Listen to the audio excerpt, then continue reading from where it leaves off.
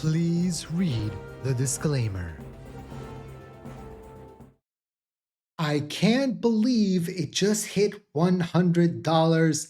Hello, beautiful people. Shalom, money makers. The crypto market is having a very interesting morning here today. Some are red, some are green, but we'll get into what CZ, the founder of Binance, he thinks that Bitcoin will enter a super cycle this year. What do you think?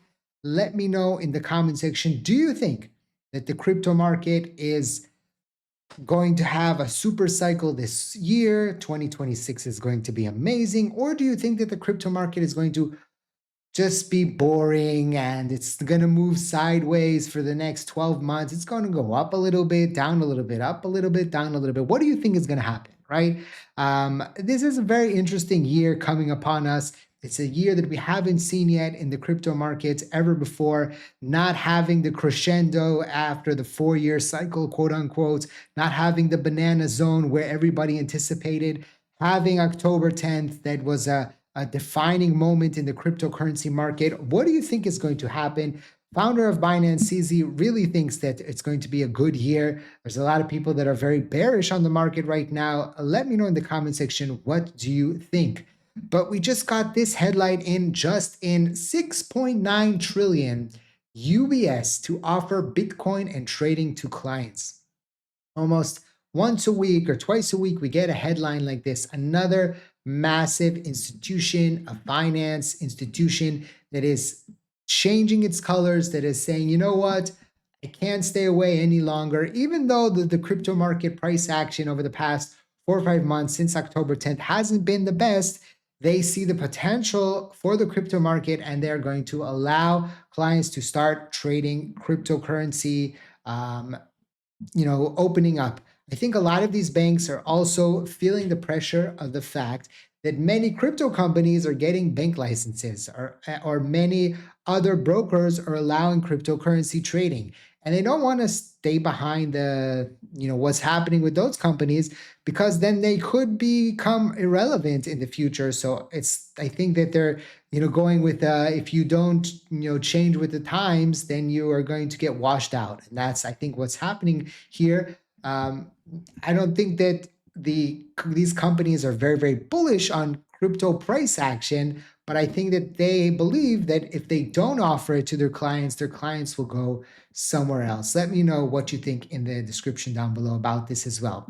And we continue to talk about the Clarity Act, because many people in the crypto industry are saying that if the Clarity Act doesn't pass, the US is going to fall behind against the rest of the world.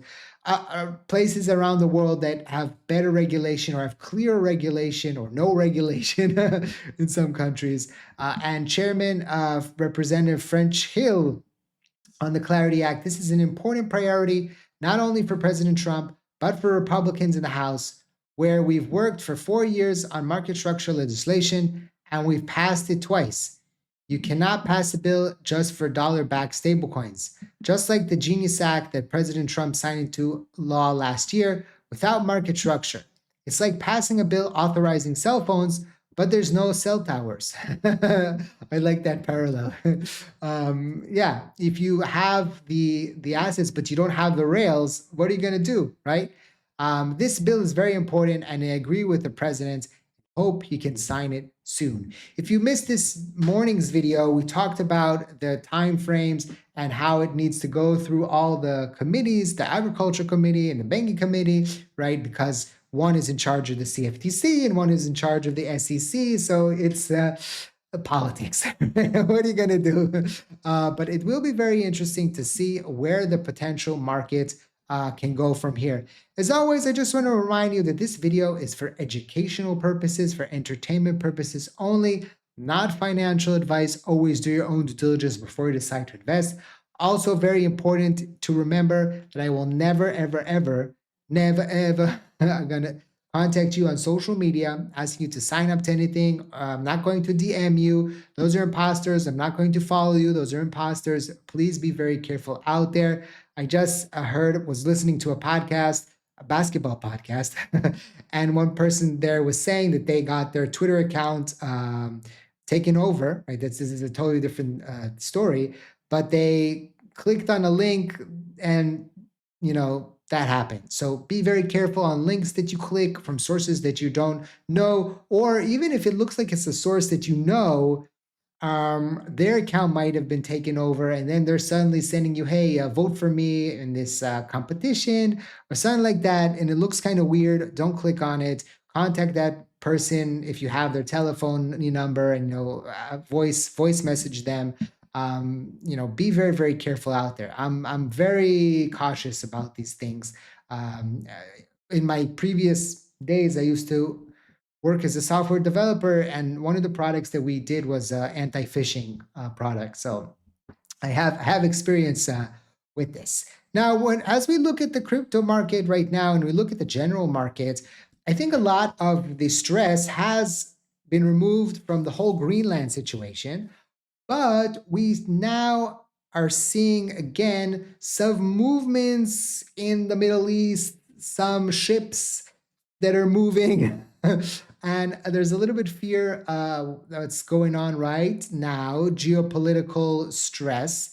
And we are seeing gold and silver continue to go bananas, with silver hitting $100 for the first time in history, up 41% this year. And that is 1.5 trillion to the market cap. So we got silver, it's already at 102. And if we go to gold, you can see gold is already at almost 5,000 up as well. So silver, this is big, historic, first time in history, and it is over $100 per ounce of silver. And I just saw like a picture of people running to buy silver. This is, a combination again of two things: the geopolitical uncertainty and also the scarcity, the current crunch with China around silver.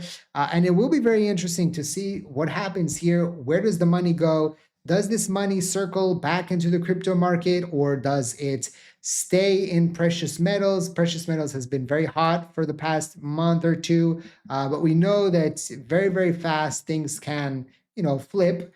And whenever in history, whenever you see something like this, that from October 2022 to here, it's 200%, but silver is even more crazy, right? Silver, and just from April, right, has gone up about 238%. When I usually, right, when you see a graph like this, it ends with something like this. Now, I don't know if this is going to happen with silver, just because silver is a very interesting situation because of the supply. And when you have a supply crunch, then the different factors can be implemented. Demand can affect the price and things like that. So it doesn't mean that that is going to happen. But for the most part, if you do see a graph like this, it has a tendency to have some sort of pullback 6 months, a year out. So we'll see. Again, maybe we get $200 per ounce here with silver. That's a possibility. Again, the question is, if it does pull back for some reason, where does that money go? Does that money start to flow into the crypto market that many people think that is undervalued, like CZ that thinks they were about to enter a super cycle? People usually they run to what is hot, right? And right now they're running to silver and gold, and not that much to the crypto market, because the crypto market is quote unquote boring right now. So potentially we'll see how this can play out. Don't forget to drop a comment, give me your opinion about everything you want. 8 for infinity and beyond, if that's where you want your portfolio to go to. Subscribe to the channel for more crypto daily updates, and don't forget to smash that like button. Thank you for watching, and I hope to see you next time. And like I always say, let's make a lot of money.